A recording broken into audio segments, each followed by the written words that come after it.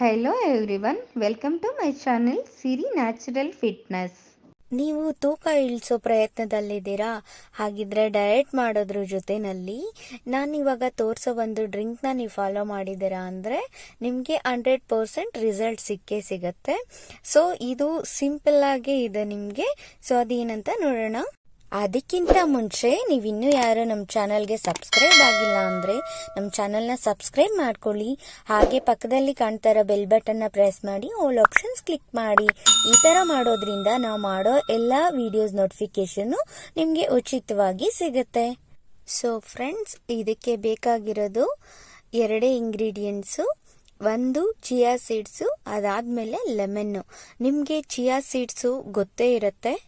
ಇದನ್ನ ನಾವು ತುಂಬಾ ಕಡೆ ನೋಡಿರ್ತೀವಿ. ಯೂಶುವಲಿ ಐಸ್ ಕ್ರೀಮ್ ಜೊತೆನಲ್ಲೆಲ್ಲ ನಾವು ತಿಂದೇ ಇರ್ತೀವಿ.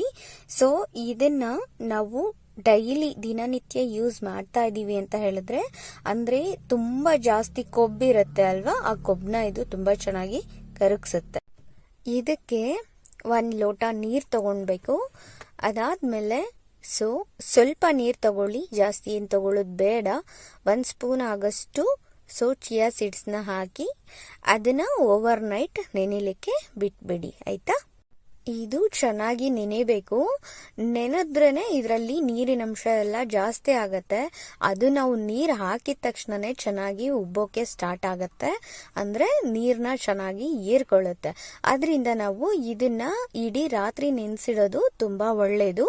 ಅದಾದ್ಮೇಲೆ ನೀವು ಯಾವ ವಾಟರ್ ಬೇಕಾದ್ರೂ ಯೂಸ್ ಮಾಡ್ಕೊಬಹುದು. ಇದಕ್ಕೆ ಬಿಸಿ ನೀರು ಹಾಕ್ಬೇಕು ಅನ್ನೋದೇನಿರೋದಿಲ್ಲ. ಚಿಯಾ ಬೀಜಗಳಲ್ಲಿ ಹಲವು ಆರೋಗ್ಯಕರ ಪ್ರಯೋಜನಗಳಿದ್ದು ಅದನ್ನ ಡೈಲಿ ನಾವು ನಿಯಮಿತವಾಗಿ ತಗೊಂಡಿದೀವಿ, ತಿಂತಾ ಇದ್ದೀವಿ ಅಂತ ಹೇಳಿದ್ರೆ ನಮ್ಮ ದೇಹದಲ್ಲಿ ಅನಾಗತ್ಯವಾಗಿ ಬೆಳ್ಕೊಂಡಿರೋ ಕೊಬ್ಬನ್ನ ಕರಗಿಸೋಕೆ ಇದು ತುಂಬಾ ಸಹಾಯ ಮಾಡುತ್ತೆ. ಈ potassium, vitamin B1, vitamin B2 ಎಲ್ಲಾನು ಯಥೇಚ್ಛವಾಗಿ ಇರುತ್ತೆ. ಚಿಯಾ ಬೀಜಗಳು ಆಂಟಿ ಆಕ್ಸಿಡೆಂಟ್ಗಳಿಂದ ತುಂಬಿದೆ. ಈ ಆಂಟಿ ಆಕ್ಸಿಡೆಂಟ್ಗಳು ದೇಹದಲ್ಲಿನ ಕೊಬ್ಬು ಹೆಚ್ಚಾಗದೆ ಇರೋ ತರ ತಡೆಯುತ್ತೆ. ಚಿಯಾ ಬೀಜಗಳು ಬಹಳ ಕಡಿಮೆ ಪ್ರಮಾಣದ ಕ್ಯಾಲೋರಿಗಳೊಂದಿಗೆ ಹೆಚ್ಚಿನ ಪ್ರಮಾಣದ ಪೋಷಕಾಂಶಗಳನ್ನು ಹೊಂದಿರುತ್ತೆ.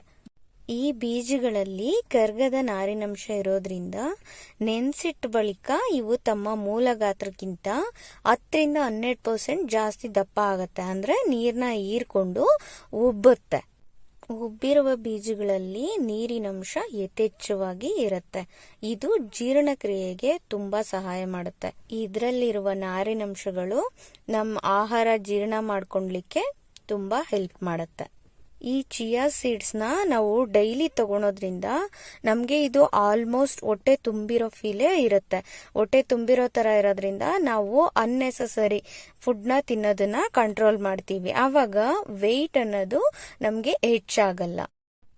ಚಿಯಾ ಸೀಡ್ಸು ತುಂಬಾ ಲೆಸ್, ಅಂದ್ರೆ ಅತಿ ಕಡಿಮೆ ಕ್ಯಾಲೋರಿಗಳಿರುತ್ತೆ ಇದರಲ್ಲಿ.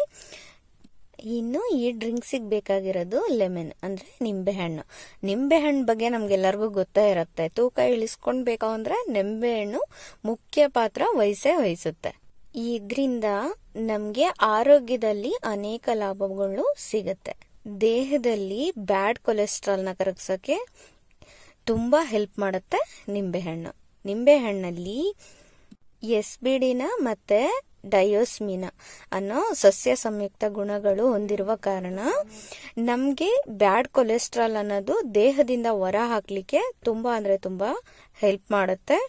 ಹಾಗೆ ನಮ್ಮ ರೋಗ ನಿರೋಧಕ ಶಕ್ತಿನ ಕೂಡ ಹೆಚ್ಚಿಸುತ್ತೆ. ಅದಾದ್ಮೇಲೆ ನಮ್ಗೆ ಜೀರ್ಣಾಂಗ ಪ್ರಕ್ರಿಯೆನ ಸಹಜವಾಗಿ ಆಗೋ ತರ ಮಾಡುತ್ತೆ. ಅಂದ್ರೆ ನಮ್ಗೆ ಮೋಷನ್ ಪ್ರಾಬ್ಲಮ್ ಏನಾದ್ರೂ ಇದ್ರೆ ಅದು ಆರಾಮಾಗಿ ಆಗೋ ತರ ಮಾಡುತ್ತೆ ಈ ನಿಂಬೆಹಣ್ಣು. ಸೊ ಫ್ರೆಂಡ್ಸ್, ಇದು ನಾವು ಇಡೀ ರಾತ್ರಿ ನೆನ್ಸಿಟ್ಟಿರ್ತೀವಿ ಅಲ್ವಾ ಚಿಯಾ ಸೀಡ್ಸ್ನ, ಅದನ್ನ ನಾವು ಎಂಟಿ ಸ್ಟೊಮ್ಯಾಕ್ ಅಲ್ಲಿ ತಗೊಳ್ಬೇಕಾಗತ್ತೆ. ಅಂದ್ರೆ ಬೆಳಿಗ್ಗೆ ಖಾಲಿ ಹೊಟ್ಟೆನಲ್ಲಿ ತಗೊಳ್ಬೇಕು. ಸೊ ಇದನ್ನ ನಾವು ಕುಡಿಯೋಕ್ ಮುಂಚೆ ಅದಕ್ಕೆ 1 ಸ್ಪೂನ್, ಅಂದ್ರೆ ನಾನಿಲ್ಲಿ 1/2 ಸ್ಪೂನ್ ಅಷ್ಟು ಹಾಕ್ತಾ ಇದ್ದೀನಿ, ಅಂದ್ರೆ ಅರ್ಧ ನಿಂಬೆಹಣ್ಣು ಇಟ್ಕೊಂತಾ ಇದ್ದೀನಿ. ಇದೇ ತರ ನೀವು ಲೆಮನ್ ಕೂಡ ಯೂಸ್ ಮಾಡಬಹುದು. ಸೊ ನಿಂಬೆಹಣ್ಣು ಹಿಂಡಿದಾದ್ಮೇಲೆ ಅದನ್ನ ಚೆನ್ನಾಗಿ ಕಲಸಿ ಅದಾದ್ಮೇಲೆ ನಿಮ್ಗೆ ಎಷ್ಟು ಬೇಕೋ ಅಷ್ಟು ಕುಡಿಬಹುದು. ನೀವು ಎಕ್ಸ್ಟ್ರಾ ಸಪರೇಟ್ ಆಗಿ ಏನಾದ್ರು ನೆನೆಸಿಟ್ಟಿದ್ರೆ ಅದನ್ನ ಫ್ರಿಜ್ ಅಲ್ಲಿ ಕೂಡ ಇಡಬಹುದು. ಅದನ್ನ ಮತ್ತೆ ನೀವು ಯೂಸ್ ಮಾಡಬಹುದು. ಬೇರೆ ಯಾವ್ದಾದ್ರು ನೀವು ಫ್ರೂಟ್ ಸಲಾಡ್ ತಿಂತಾ ಇದ್ರೆ ಅಥವಾ ವೆಜಿಟೇಬಲ್ ಸಲಾಡ್ ತಿಂತಾ ಇದ್ರೆ ಯಾವ್ದ್ರಲ್ಲಿ ಬೇಕಾದ್ರೂ ಅದನ್ನ ನೀವು ಮಿಕ್ಸ್ ಮಾಡ್ಕೊಂಡು ತಿನ್ಬಹುದು. ಯಾವುದೇ ರೀತಿ ಪ್ರಾಬ್ಲಮ್ ಇರೋದಿಲ್ಲ. ಬಟ್ ಇದು ತೂಕ ಇಳಿಸ್ಬೇಕು ಅನ್ನೋರಿಗೆ ಮಾತ್ರ ಬೆಳಿಗ್ಗೆನೆ ತಿಂದ್ರೆ ತುಂಬಾ ಒಳ್ಳೇದಾಗತ್ತೆ.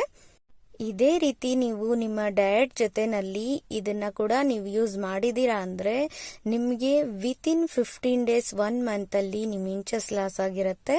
ಜೊತೆಗೆ ನಿಮ್ ವೆಯ್ಟ್ ರೆಡ್ಯೂಸ್ ಕೂಡ ಆಗಿರ್ತೀರಾ. ಫ್ರೆಂಡ್ಸ್, ಈ ವಿಡಿಯೋ ನಿಮ್ಗೆ ಇಷ್ಟ ಆಗ್ತಾ ಇದ್ರೆ ವಿಡಿಯೋಗೆ ಒಂದು ಲೈಕ್ ಮಾಡಿ, ಹಾಗೆ ನಿಮ್ ಫ್ರೆಂಡ್ಸ್ ಅಂಡ್ ಫ್ಯಾಮಿಲಿ ಜೊತೆ ಶೇರ್ ಮಾಡಿ. ಇನ್ನು ಯಾರಾದ್ರೂ ಸಬ್ಸ್ಕ್ರೈಬ್ ಆಗಿಲ್ಲ ಅಂದ್ರೆ ಸಬ್ಸ್ಕ್ರೈಬ್ ಕೂಡ ಮಾಡ್ಕೊಳ್ಳಿ. ನಾನು ನೆಕ್ಸ್ಟ್ ಇನ್ನೊಂದು ಒಳ್ಳೆ ವಿಡಿಯೋನಲ್ಲಿ ಸಿಗ್ತೀನಿ. ಅಲ್ಲಿವರೆಗೂ ಥ್ಯಾಂಕ್ ಯು.